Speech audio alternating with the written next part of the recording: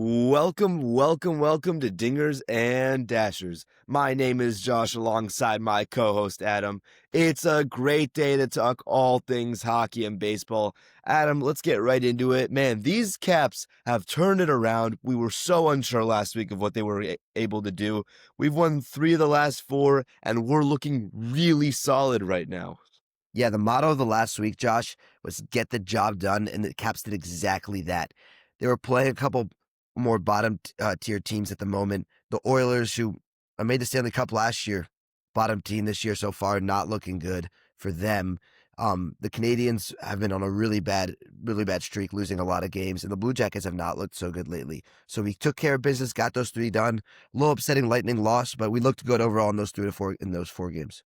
Yeah, and sure, we might not have been playing the best teams in the league, but at the same time, we still played a really good brand of hockey. We didn't come down to the level of some of those teams that we played. The Canadians was a 8-3, 8-4 kind of victory, really back and forth game. But when push came to shove at the end of the game, we piled up our goals. We come away with 8 goals, and the Caps have scored 23 goals in the last 4 games. That's an average of 5.75 goals per game. So I think that really goes to show no matter what might be going on defensively or in the goaltending department, which is pretty much solid. It's okay whatever happens back there because the Caps are going to be able to supplement it with really strong offense, beating up against these goaltenders. The only goalie they weren't really able to figure out was the Lightning goalie, Johansson, subbing in for Vasilevsky. But even then, if the Caps don't have the shaky start from Logan Thompson that night, they'd still be okay putting up 3 impressive goals against him. Totally, Josh. And in the rest of the 19 games the Caps have played this season, they put up 53 goals. That's only the 2.79 goals per game average. That's not going to cut it, and the Caps knew it. The Caps have adjusted offensively. You could see them being a little bit more aggressive, opening the ice more, which has let up a good amount of more goals from the other teams. But against those teams, against worse teams, it can work. I just think the Caps need to tighten it up in our defensive zone against some of the better competition. That's why we saw the loss against the Lightning. We outplayed them. We had more shots than them. They capitalized on their really, really good chances. Yeah, it was all about giving up breakaways, especially when we were on the power play, which kind of killed us against the Lightning. Uncharacteristic start from Logan Thompson. Charlie Lindgren comes in. Last week we talked about Charlie Lindgren and being kind of unsure, like how reliable can he be? We know he's going to be great, but is he someone who could play every night, back-to-back nights? He came in that Lightning game. He did amazing. And Adam, I'm going to declare a 90% opinion. I'm not fully sold on it yet. I think I'm ready to put the Charlie Lindgren hate from last season behind me. I think from what I've seen so far, he's a great goalie. Maybe he's not the best goalie in the league, but that's not what we're looking for in him. We're looking for someone who could just get the job done, as the motto goes. But once we tighten it up, we're going to be really good, I think. Yeah, he's doing a really good job as a role player, backup type of player. I mean, that's kind of what you see. Like, Logan Thompson didn't look bad in that first period when he gave up the 4 goals. Those are really high danger chances. The Caps should not have allowed that. Maybe one of them he might have wanted to save, but I don't know if a great goaltender is saving all 4 of those shots either. But it was to shake it up a little bit, to make it like the Caps, to give him some energy, and Charlie came right in. Yeah, a little bit of a reset there for the Caps. And I will say, I think I would have loved to see LT save a couple of those. I think he said after the game that a couple of those on another night, he would have maybe saved 2 or 3 of those shots. Look, breakaways are what the Caps goalies do best. Sometimes it doesn't work out, but with a game like that Lightning game, you just got to dump it and flush it. But one thing that we do not want to forget about that game is one Tom Wilson. Wilson took the fight opportunity when it arose, and he took down, blanking on who he took down in that fight. But Wilson, he's a tall guy, but he was going up against a 6'9" NHL player, and Wilson, through his balance, was able to take him down. We posted the fight on our Instagram, if you go check that out, Dingers and Dashers. But that's the kind of game-changing energy we talked about last week too. Who can put a spark in this team? We talked about it maybe being Leno, Ryan Leonard, he could be that guy. Duhaime has shown flashes, he could be that guy. But Wilson just reminded me, especially being in Capital One Arena for that game, every time he throws a hit, every time Wilson takes a fight, takes someone down, makes a great pass, every time he has the puck on his stick, there's a buzz in the arena because he's a goal scorer, dude. If if he has the puck, there's always a chance that puck can go in the net. And so when Wilson has that puck, it makes everyone say, I really need to watch this. It puts goalies on edge. Goalies say, shoot, 43 has the puck. The same goes for Jacob Chikrin. The Caps have goal scorers, like certified goal scorers on their team. Talk about Ethan Frank. He's a goal scorer. I want to talk a little bit about when you went on with Wilson and his enforcer. In that game, his penalty, his fight, he caused the penalty from the Tampa guy. Caps on the power play. He's not even only the energy guy. He knows the penalty box. Sorry for my raspy voice. A little bit of a cold, a little allergies here or there. But Tom Wilson, he causes the other team to, like, the Tampa guy. He probably hasn't been in the penalty box as much as Wilson. As crazy as I'm saying that, he knows the box, he knows the game, he knows the refs so well that he can play this kind of game where he can get Caps a little advantage with his fights, with his roughness. Definitely doesn't know the penalty box as well because the player for the Lightning who he fought was his 16th game in the league, and I do apologize for not knowing his name. He was the guy with the mustache. Yeah, I forget. Not Schmidt or something like. So it could have been something like that. We're not taking any shots at him. Literally just don't know his name. Yeah, after the game, even Wilson said he wasn't really sure who the guy was, but it's fair. You know, that guy's really new to the league. But yeah, Wilson's such a threat on the ice that, like, teams are taking instigation penalties against him. That's how much presence Wilson brings. So even if it's a night where Wilson doesn't get on the stat sheet and he doesn't score, or doesn't get an assist, those are ways he makes contributions. In my eyes, that's a future captain. For sure. Yeah, he should be the captain. I'm fully with you. Another guy who's making a case to be an assistant captain later on in the road, Ryan Leonard. He's been outstanding. He's been a great leader for the team. He's showing some some of the other guys what he's got on his nasty wrist shot. He's got a lot of good speed. The Caps have a great couple lines. Sonny Milano, LaPierre, Frank, a bunch of really good speed guys going along with these older guys. And I think that's something that the Caps struggled a little bit last year, balancing it out. In the playoffs, we saw like the Caps looked a lot slower than the Hurricanes. And I think with some of those guys playing more, you might get a little bit more speed from the Capitals. And it's really good that they have that young gun group, and they also have kind of the older unk group right now, because teams can usually figure out the Caps. Like last year, the Caps were a very ground and pound offense. They stayed in the zone, they got set up, and they took shots. They shot heavy, they shot a lot.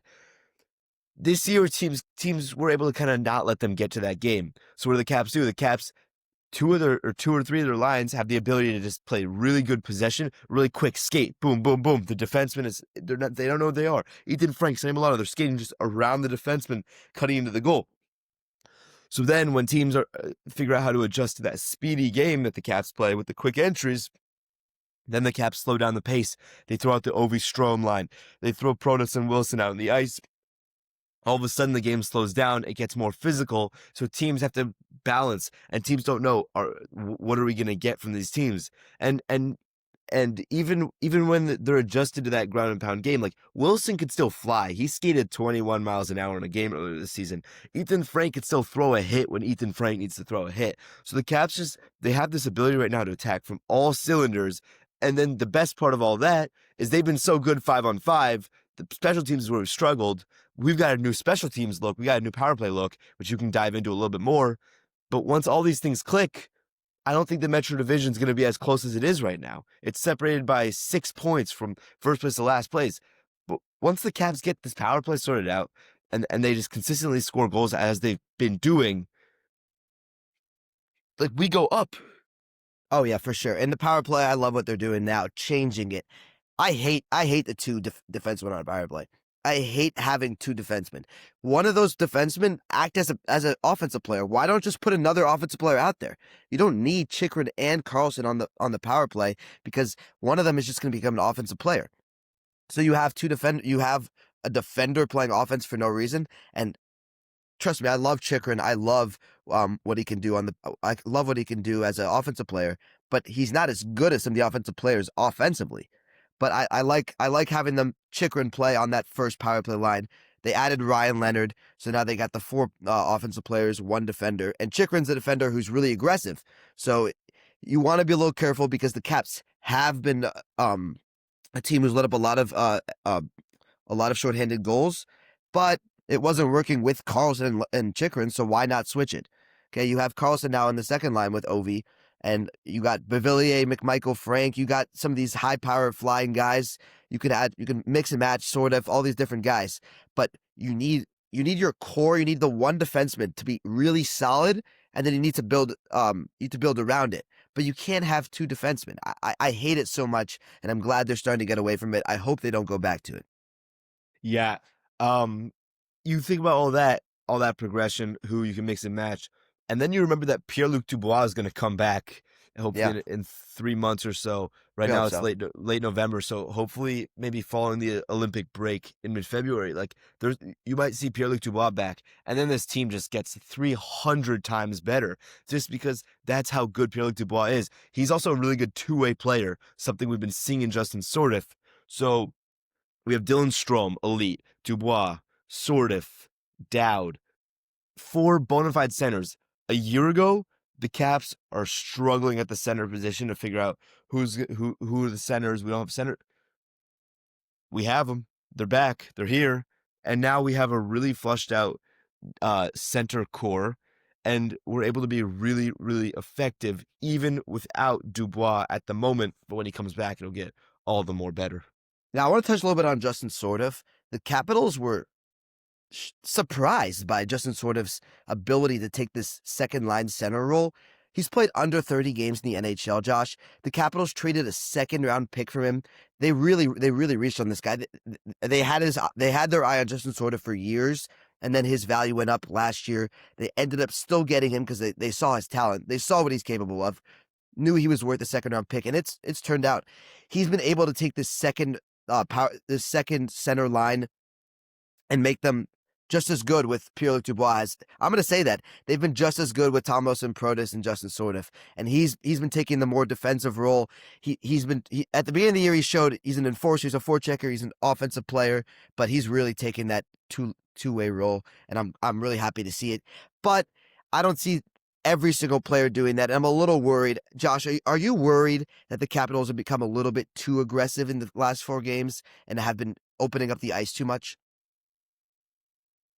Like letting up too many breakaways, too many odd man rushes. Well, yeah, the breakaways have always been a problem for the Caps, I think. So I'm not going to say that maybe a little bit of the new lines is the reason. Look, also like they're building chemistry still. A lot of these players who are jumping lines, they're figuring out how to play with their guys. So I'm not going to say they're too aggressive. Breakaways are always going to happen too, regardless of how aggressive you are. You aren't, unless you literally have your defenseman sitting back in your own zone, which is not a way to play hockey. So I like what I'm seeing so far. I think it's too early to actually form an opinion on like, are they too aggressive or not? But I think the aggression is what they needed, because at the beginning of the season, we were all calling for a spark. We're all saying we look dead out there. We need something. So now we have this aggression. I say we roll with it. Something that the Caps have been rolling with lately, we talked about goals and the goals they've been scoring. Adam, did you know that Chychrun and Carlson set an MLB record this weekend together? Yeah, I'm reading this straight from NHL PR Twitter. Jacob Chychrun scored his second goal of the game, and John Carlson also found the back of the net 12 seconds later. The Capitals have 19 goals by defensemen this season, which is the most among all NHL teams, and those are the quickest 2 goals by defensemen in Caps franchise history. Yeah, Josh, these guys, they're getting more aggressive. You're seeing it. The defenders, we have great goal-scoring defenders. That's why you've seen the Caps put both of those guys in the power play. But it wasn't working, so then you changed it. But they're still getting this. The defensemen are still really good goal scorers. You still have guys like Sandin who can fire the puck, Roy who can fire the puck. He scored a couple games ago. But yeah, Jacob Chychrun. Faravari he can also now too. Sorry, Trevor Van Riemsdyk can also score here or there. He didn't look so great in that Tampa game. I just want to point that out. Congratulations on your 700th career game. Yeah. And Declan Chisholm can also score goals. I was at a preseason game against the Blue Jackets, and Chisholm ripped it top right corner from the blue line. I was like, whoa, okay, who is this guy? Yeah, they're really well rounded. The defensive core. Um, I just want to see them be a little bit tighter defensively on a power play, on a penalty kill for sure. Our penalty kill has looked a little all over the place. Looks like we're chasing a little bit. We've had really good penalty kills, and then there's one a game where they score within like the first 15 seconds. So I think it's about So winning. Yeah, I think what really needs to change is our draw game. I don't think our face-off game has been very good. I don't think we're getting beat a lot in our defensive zone on face-offs, and that's a big thing. So the Caps are starting to figure out the special teams. They've got a really good, really deep forward core because you look in Hershey, you have Miroshnichenko, you have Little Protus, you have a lot of guys there who are scoring goals. Your D core is starting to get pretty well rounded. You know, like Carlson's obviously older, TVR might be older, but you got Matt Roy, you have a Chikrin, you have Cole Hudson coming up, you have a Declan Chisholm, you have these guys who are really good. Then you have goaltending, really good goaltending locked down for 6 more years and 3 more years. So what do the Caps look to do next? Where do you go from here? You know, you're starting to figure out the power play. What's the next step? Because we're getting really good. What's the move, Adam, to take it to the next level? I think it's actually what they've been doing lately. It's going to come as a surprise to you guys listening because I've been a little bit like the Caps are too aggressive, but maybe it's the right move because then you get to rely a little bit more on your goaltenders, and you're allowing a little bit more open ice, which we've seen from the Oilers. They do that all the time. They score a ton of goals, but their goalie sucks. Skinner sucks. Their new goalies suck. Whatever. They haven't had a good goaltending situation in Edmonton. That's not the point. The point is the Capitals do have a good goaltending situation. So I think the Caps can rely a little bit more with open ice. The Panthers have done that in the playoffs. The Panthers have open. They like to close the ice. They like to make it a very physical game, but they've shown they've been able to do that because their goaltending has been really solid. So I think the Capitals, who in the beginning of the season relied a little bit more on the defense, on playing a defensive game, when the goaltending has been really good, you're just not scoring as much on a defensive game, and the Capitals have been making that one mistake, and to take that all away, just be more aggressive. Yeah, it kind of reminds me of something that the Nationals talked about doing last season. And it was just like play a game with no mistakes. And it's much easier said than done. But genuinely, like when you have a team as good right now as the Washington Capitals, and no, I was not going to say the Washington Nationals, when you have a team as good as the Caps, all you have to do is just stick to your game plan because you have the game plan. The way that the Caps lose, and this is what the Lightning jumped on, was they just got the Caps off their game plan. But if the Caps come out, dictate the pace, dictate the line changes, you don't want to be throwing your guys on the ice based on who they have on the ice. You want to throw your guys on the ice and watch their bench scramble trying to throw the right guys on the ice. But Adam, I think that sports in DC right now is looking up. Dude, the Wizards, they were 1-15. They won last night. They're 2-15. I mean, could you ask for a better weekend inside of Capital One Arena? That's the Wizards' first home win of the season. I mean, it's pretty good. Yeah, we had a blast at Cap One Arena with the Capitals. It was so much fun. The fans were electric. I said electric way too many times. You'll see that in the video coming up. But yeah, the Capitals, they're only looking up from here. I want to see them keep it going. They got a little bit of a little tougher schedule coming up. Let's recap right now. Yeah, we'll preview that schedule, but the vlog from our weekend comes out tomorrow morning.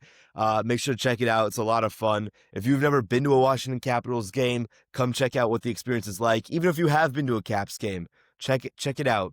See what our experience was like. It was so much fun. We talked to all these different fans outside the arena, did some interviews, which you might have already seen one that we put up. That might be our first video to get to 2,000 views, which we're really excited about, trying to grow our channel in general. Ahead, we start with the Winnipeg Jets, and oh boy, do the Caps know the Winnipeg Jets. Last year, some goalie duels between Hellebuck and Thompson, the 1 and 2 teams in the league. But Winnipeg's not been as effective this year. Neither have the Caps, to be honest. So which team is able to eke out a win? How does that go? How do you go about getting a win over the Winnipeg Jets? I think Loki taking the way we played against these worst teams, the way that we saw them, we can exploit them, we can outskate them. I don't know if like the Caps think they can do that against Winnipeg, and maybe they can't. But go in with that mentality that we're the better team, that we can outskate them, we can outplay them. We don't have to work around this game plan, see how it I'm gonna works. I'm gonna cut you off for a second. I think the Caps are definitely gonna be able to outskate them. The Caps are so quick. We just talked about it. So I think that if you go in with that game plan, you know you could do it. The Caps can skate better than the Jets. The Capitals have those guys, but then they also have some really slow players. So Okay, we've seen the Caps get outskated time after time, Josh. In the past couple of years, the Caps are one of the slowest teams. Maybe they have more guys this year, but I don't see us keeping up with all the fast teams in the NHL. Still, well, okay, sure. Ovechkin's not winning you any foot races out there on the ice, but I mean, we have one of the fastest players in the league right now. Over the weekend, we were talking about if Ethan Frank skates faster than Prime McDavid. The fact that that conversation was even happening among fine, us and fine. all You're these right. other fans, we're a fast team, and don't You're let right. anyone, including Adam, tell you we're not. You're right. It's gonna be a tough game against Winnipeg. I'm excited to see it tonight. Yeah, really excited for the Winnipeg game tonight. Please tune in. It's going to be a great game. Let's head on to the game on Friday against home to the Maple Leafs at 5 o'clock. The Maple Leafs have not been very good this season. A little bit of a shocker. Toronto's been pretty good the last couple of years, not been able to get done in the playoffs. But this year, they're sitting dead last in the Atlantic Division. Everybody's tight. They can always fluctuate. They've lost their last two, lost three, lost five out of their last 10. So they're bit iffy here and there. I think the Caps got to do what they did against these last four teams. They got to be aggressive. They got to take advantage of a team that's coming off a bunch of losses. So yeah, Yeah, Maple Leafs have definitely been a little bit poopy. It'll be Black Friday, so the Caps will be shopping for a win against them. But you got to always remember they have Austin Matthews on that team. The thing I'm going to be looking for is whether or not Coach Carbs puts Justin Sordiff up against guarding Austin Matthews, because Sordiff has showed that he can guard. He defended against McDavid really well the other night. He defended against Suzuki from the Canadiens, their all-star captain. So I'm going to be looking to see if Justin Sordiff, Austin Matthews is the matchup, and how well Sordiff is going to do against another test. yeah, totally. All right, let's move on to our next game against the Islanders, 1 p.m. Sunday at in New York. It's gonna be a great game, a great showdown again. We had the Islanders at home. We beat them, but they've been looking more solid lately. They got really good Matthew Schaefer. Schaefer looking to win Rookie of the Year. I think he's a dark horse candidate right now. But yeah, I want to see the Caps stay aggressive as they move on to play in a 3-game road stand in the Western Conference Division against the Kings, the Sharks, and the Ducks. And they'll start the first game off in Los Angeles against the Kings on Tuesday night. Yeah, Tuesday at 10 p.m. It's going to be tougher. The later game's going to have to stay up late. We will preface that we might not have a reaction to that Kings game in next Wednesday's episode due to the timing. But we're definitely going to make sure to get out a separate video about that game the next day, recapping it, telling you all the takes that you need to hear on Dingers and Dashers. Adam, we've talked a lot about hockey. The people cry out for some baseball news. Let's talk about a couple trades that went down. Let's start with the blockbuster trade we all want to hear about. Marcus Semien for Brandon Nimmo. Who saw that coming? Who sees any straight up trades coming anymore? Player Yeah, for player? When does that ever happen? it doesn't. Yeah, so the Rangers and the Mets make a blockbuster trade here. The Mets getting Marcus Semien and the Rangers getting Brandon Nimmo. I don't know what to say here. I don't know who's winning the trade. I guess one team's seeing something better in a guy, and the other team's seeing something better. Maybe Semien's older, but they seem pretty similar to me. Infield, outfield, maybe difference.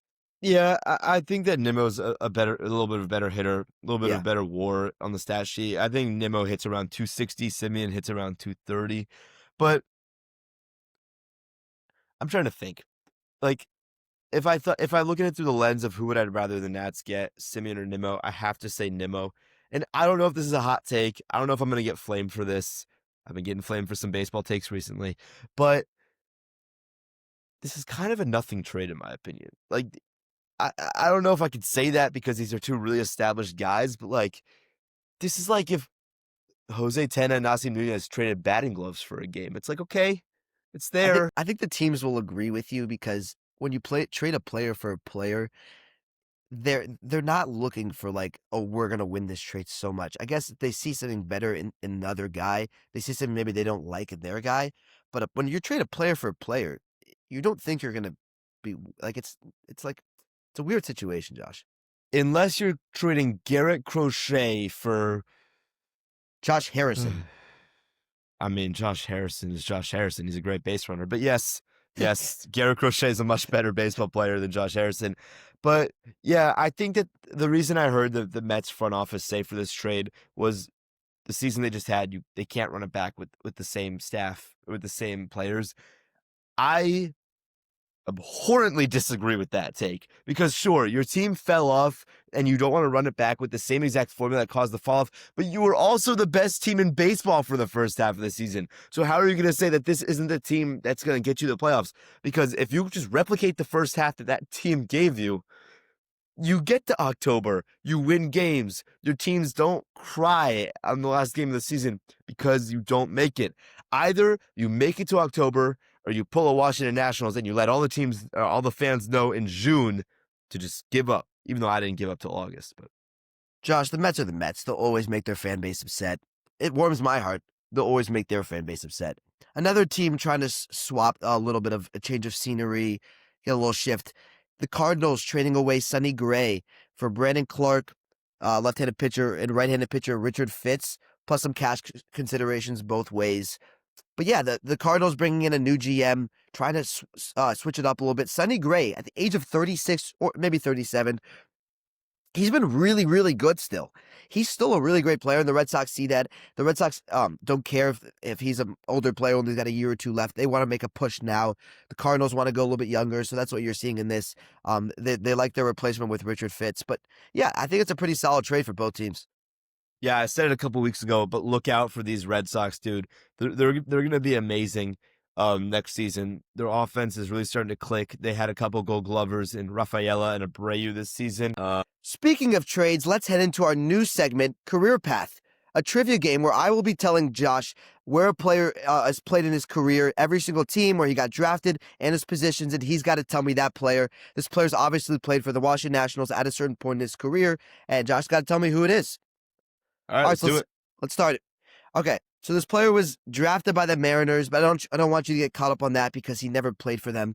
He made his debut for the Cleveland Guardians in 2007, played for them up until 2014, where during the season he got traded to the Nationals, played just for the Nationals for that season, and then went to the Rays in 2015. Mets from 2016 to 2018, got traded to the Phillies that year, and then signed with the Rangers in 2019, and then signed with the Nationals in 2019 and played with them until 2020, then playing with the Diamondbacks, getting traded to the Reds in 2021 with the Diamondbacks in 2021 as well. And then he retired after 2021. This player is an infield specialist.